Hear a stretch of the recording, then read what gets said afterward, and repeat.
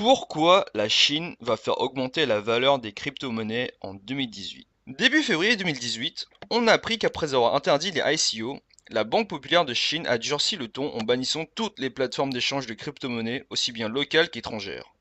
Le cours du Bitcoin a bien évidemment chuté après cette nouvelle. Le but est officiellement de lutter contre le blanchiment d'argent et les arnaques. Officieusement, c'est évidemment parce qu'ils n'ont aucun contrôle sur ces nouvelles monnaies. Mais on constate des signes encourageants, comme cette émission économique diffusée en prime time sur la chaîne de finance de la télévision chinoise. On va vous la passer, elle dure 47 minutes, et tout est en chinois. Wow, on arrête là. En gros, les journalistes expliquent la blockchain et les crypto-monnaies, et ont l'air très enthousiastes face à cette nouvelle technologie. Ce qui est vraiment intéressant de remarquer, c'est que c'est l'une des émissions économiques les plus populaires de Chine. Et comme vous le savez, le gouvernement a un fort contrôle sur les médias, pour ne pas dire total. Donc, qu'est-ce qu'on peut en déduire? C'est que, premièrement, le gouvernement a approuvé cette émission, ce qui est plutôt un bon signe. Et deuxièmement, peut-être de populariser cette nouvelle technologie auprès de la population chinoise. Un autre point positif, c'est que la Chine veut créer sa propre crypto-monnaie. Pourquoi? Premièrement, c'est moins cher. Il est évidemment moins cher de créer des crypto-monnaies plutôt que de fabriquer des pièces et des billets.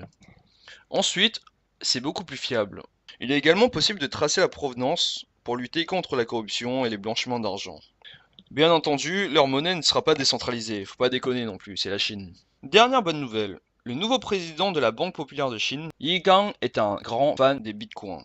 En 2013, il avait affirmé que le bitcoin est une monnaie du futur et que le peuple chinois devrait avoir la liberté de pouvoir participer au trading.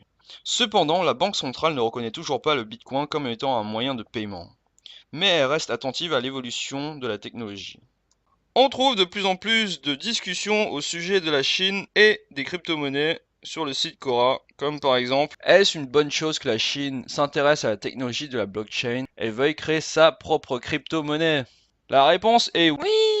Les internautes pensent globalement que si la Chine crée sa propre monnaie digitale et adopte la technologie de la blockchain, cela engendrerait un engouement médiatique sans précédent dans le monde des cryptos.